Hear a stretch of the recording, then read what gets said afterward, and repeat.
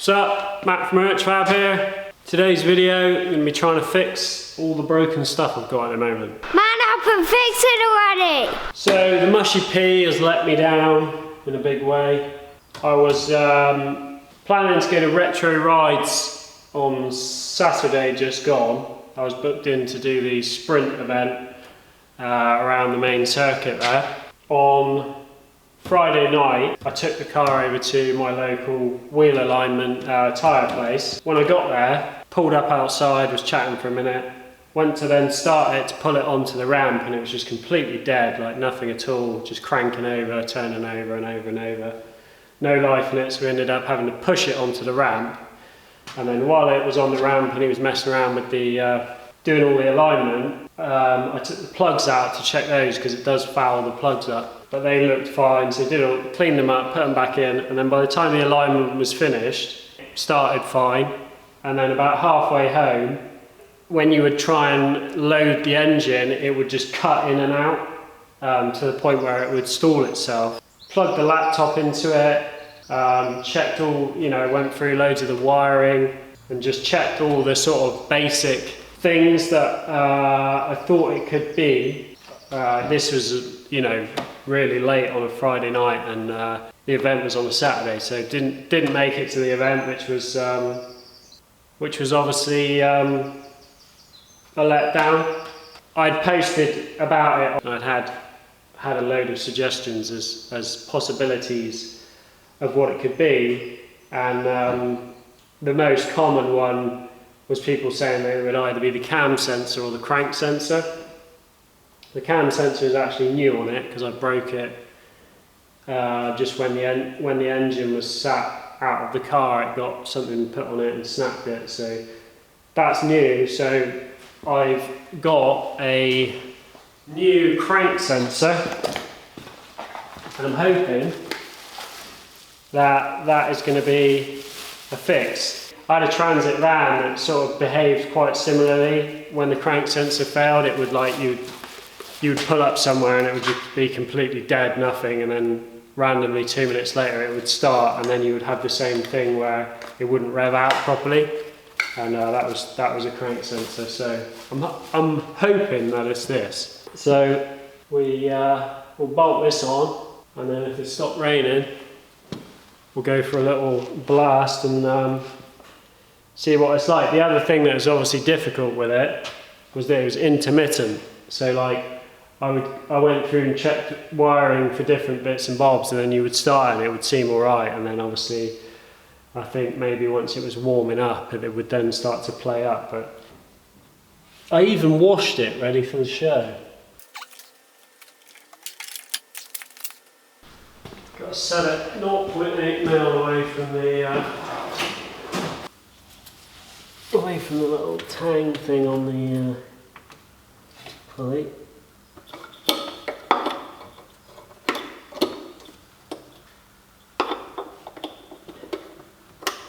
So there's my new crank sensor bolted on.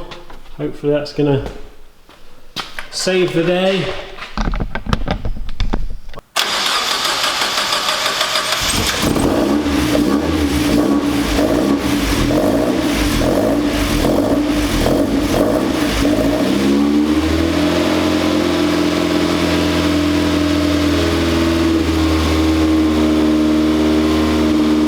That's a good sign.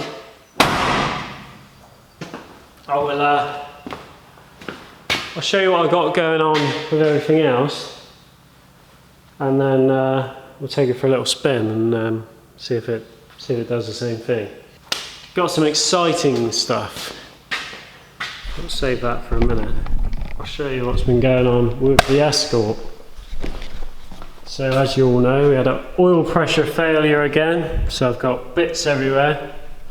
Had loads of people, I asked for people's input on stuff and got loads of good input. I'll go through a bit of that.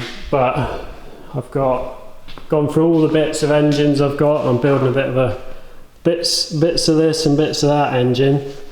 So I've got the best block I had, sort of best set of pistons, and I've got all new shells coming, should be here this week. I've got a cylinder head all cleaned up. So this is the one that came off it. I'm going to put another drain in the back. So hang on, let's go through some of this stuff that everyone sort of left in the comments. So lots of people are asking how I ran the other engine in. The second engine that I put in was just an engine that I got that was a good running engine. I didn't do anything with it, I just bolted my bits on, threw it in and hoped for the best. So there's nothing to say that it was in perfect condition to start with, but I don't think that it was just an engine failure due to it being worn. So the balancer, I had a lot of input on that, and it was very much 50-50. This is the factory one. So I had removed this. Basically, the reason I removed it was because I read that if you do a balance shaft delete and you remove this, you get a very free revving engine, which I would say is true. The engine revs a lot freer. A lot of people in the comments said absolutely that could cause the main bearing failure, and that would be why it failed on the mains, not the big ends. And then a lot of people said they didn't think it was an issue. But either way, I'm going to be putting this back on. It's not worth the risk of me not running it. So the next engine will have the factory one on. Lots of people commenting on the sump design, talking about hinges and stuff. It's got hinges in there to allow the oil to flow in. So I am going to change a lot of this design. I've been looking at the way a lot of them are made, and they kind of seem to have most of this sealed off and then direct the oil straight back into this area. So this would all be much better sealed around here, so that the oil's forced straight above the pickup. And I think I'm going to put another set of gates above this and alter a few other bits.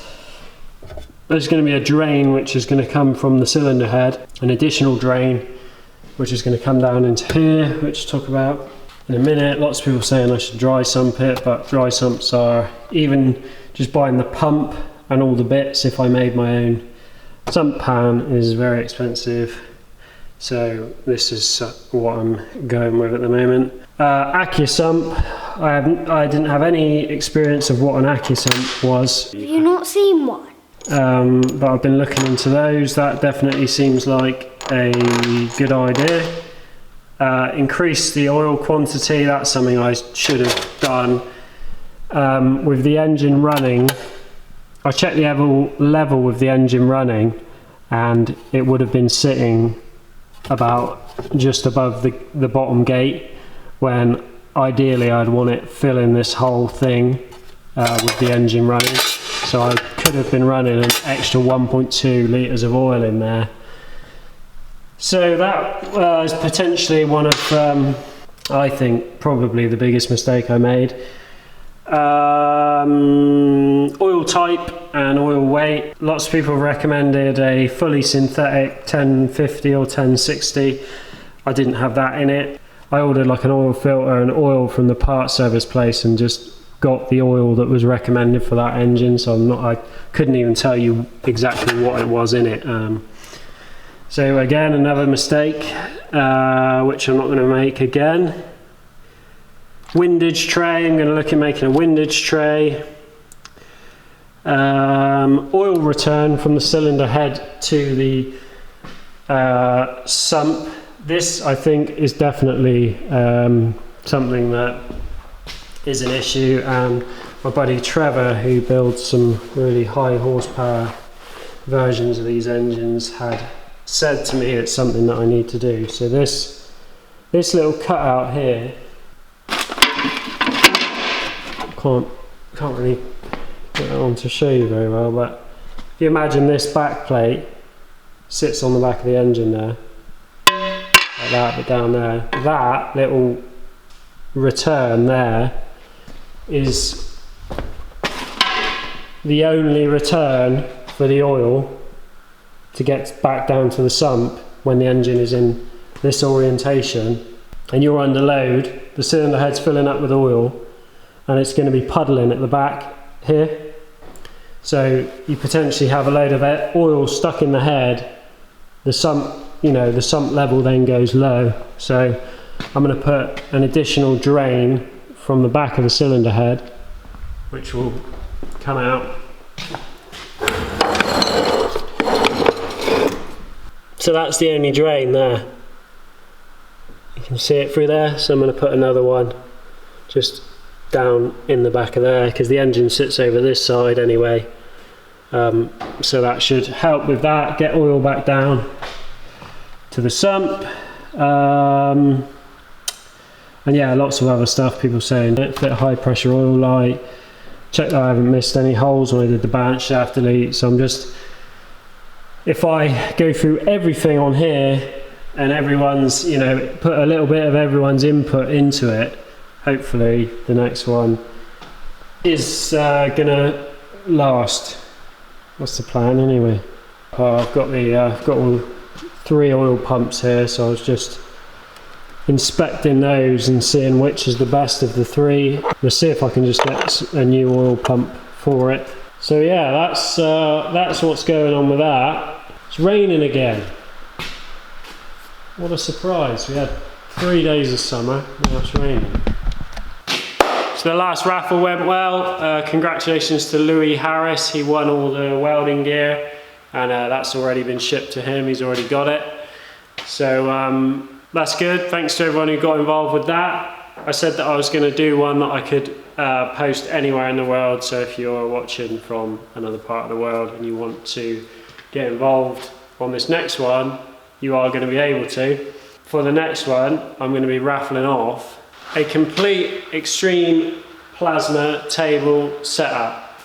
Not this one obviously, a brand new one, and it's going to be a 4x4 table, which is the next size up to this, which is what I'm going to upgrade this one to fairly soon. I've been speaking to Rob from Extreme Plasma about the possibility of sending one of these worldwide, and he said he's happy to send it anywhere in the world, and he can set it up so that it'll work wherever you are. So for instance, in America you run on different voltage. He can set everything in it so that it will work on your voltage. And yeah, so this will be able to go anywhere. This thing saves so much time, it's unbelievable. If ever I'm out and about and I have to cut or make a little bracket or something, it's painful once you've got used to being able to cut something so quickly with such good precision. So it's an amazing bit of kit, and I think it's an amazing prize. And yeah, you'll get the exact same thing. Well, actually, this is one of the first tables he made. So they've actually come along since I got this one, and there's a lot of things that have been upgraded. So you'll be getting a more up-to-date setup than this one. Details in the description for that. Not sure the rain's going to stop. The rain has stopped.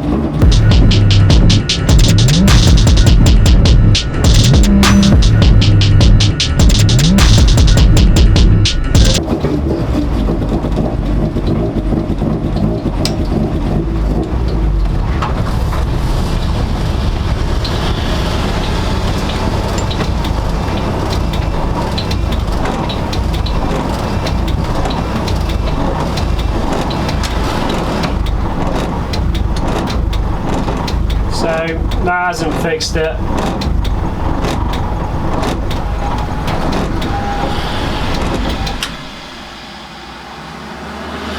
You can hear my fuel pump relay clicking in and out.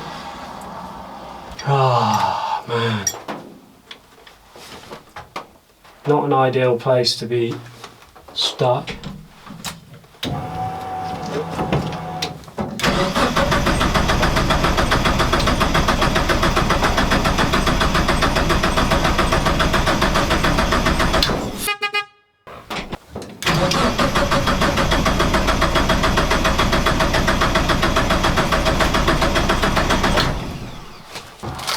This isn't ideal.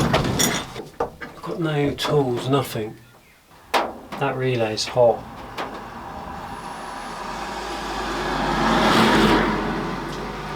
If I had a little bit of wire, I could bridge that relay.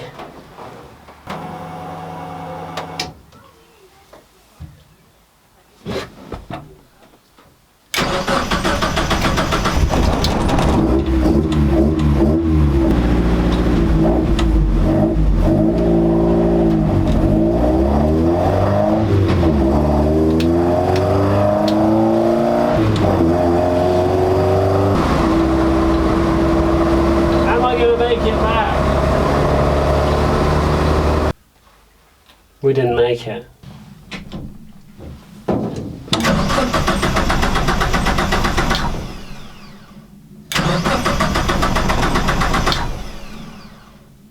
Been sat here for 10 minutes, so see if it wants to play ball again.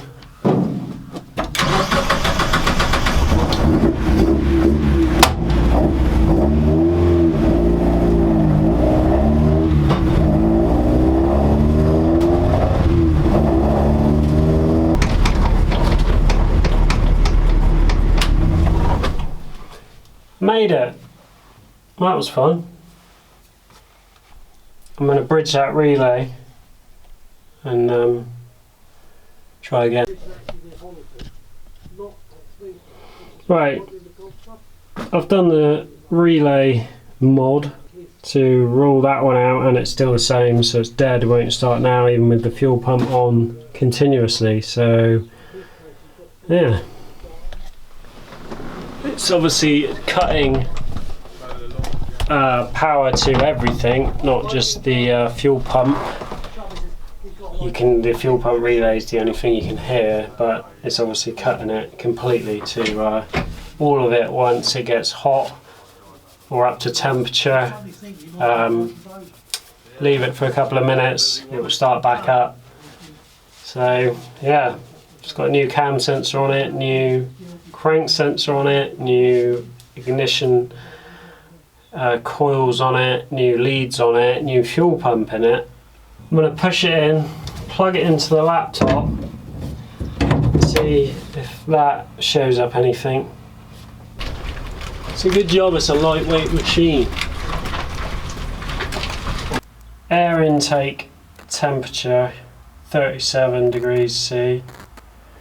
Coolant temp 60 degrees C, is exactly the same as on there, so I know the coolant temp's right.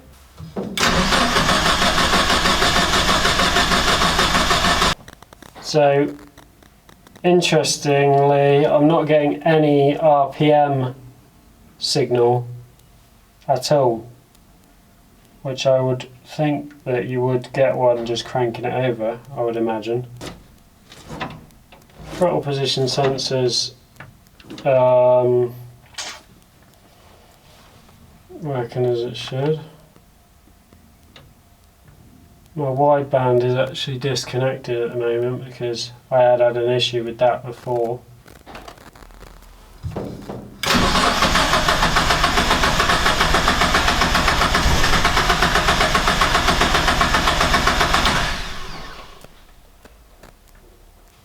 I'm just going to try taking out the cam sensor and just see if see if I can see anything. I thought that maybe there might have been something stuck on the cam sensor. but there wasn't.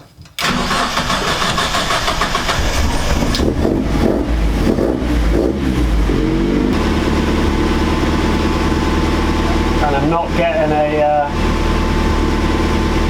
constant reading.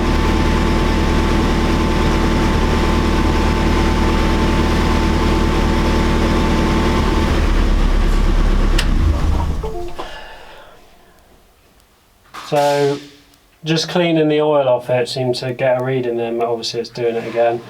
I think that is a new cam sensor, but I think I'm just going to have to try getting another one and just try that. What do you think? In times of trauma, just drink more tea. I think given the fact we're not getting any RPM reading, and from what I've read, these take the RPM reading from the cam sensor and the crank sensor. Crank sensor's been on there, you know, it is a new one, but could, I guess, if so many people have mentioned those, I guess they fail a lot, so obviously it could be an issue with that. So I'll order one of those.